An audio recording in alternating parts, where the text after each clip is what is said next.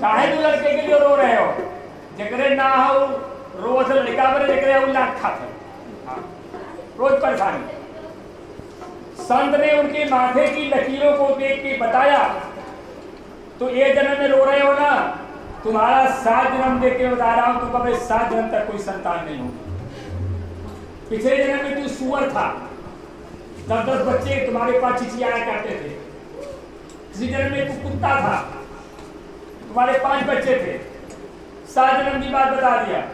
कहा तू राम को मांग लो, पुत्र को मत मांगो, भगवान को मांग लो। लेकिन इनको तो नशा चाहिए थी। नहीं नहीं, हमको संतान चाहिए। आप संत हो, आप मुझको संतान दीजिए, वरना मैं आपके सामने इस नदी में कूद के जान दे दूंगा और इसका प्रायश्चित आपको लगेगा। संत ने कहा, तुम पंडित हो, कथा करते हो, घूम घूम के सबको उपदेश करते हो और तुम जान देने जा रहे हो। बहुत समझाया, लेकिन पंडित माने नहीं। कहा याद तो आप मुझको बैठा में तकलीफ दुनिया में, तो कहीं गोड़ फैला के बैठ लो आराम से, ऊपर ध्यान मत दो, दुखाता मानो का कोई बात नहीं। अभी टाइम क्या बजे? 4:30। 1 घंटा कथा करते हैं, 5:30 कथा लेट शुरू हुई। कोई बात नहीं, आप लोग सुनो, अच्छे सुनता हो, सुन रहे हो।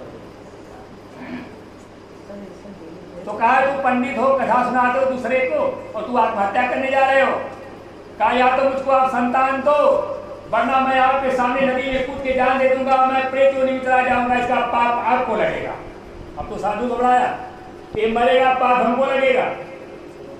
तो संत ने उसको एक फल दिया। कहा एक फल लेके जाओ, अपनी पत्नी को खिला देना, बच्चा हो जाएगा।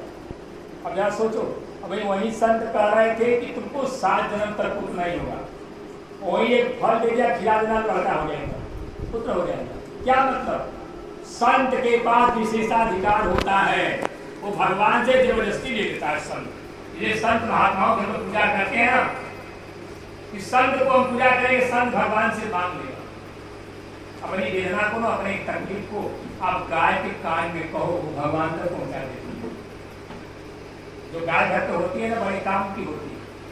आप रात को खाना पीना खा के सोने जाओ ना, एक रोटी गाय को खिला देना, वो बोलती है, जब तक रोटी नहीं मिलेगा तब तक बोलेगी। गाय का भगवान से सानिध्य रहता है। एक फल दे दिया, अब तो फल पाए, बड़ा खुश में लगे नाचने, अब तो हमको लड़का होगा, संतान हो जाएगी। अब फल लेके आ रहा था, फल लेके आ रहा था, चिल्ला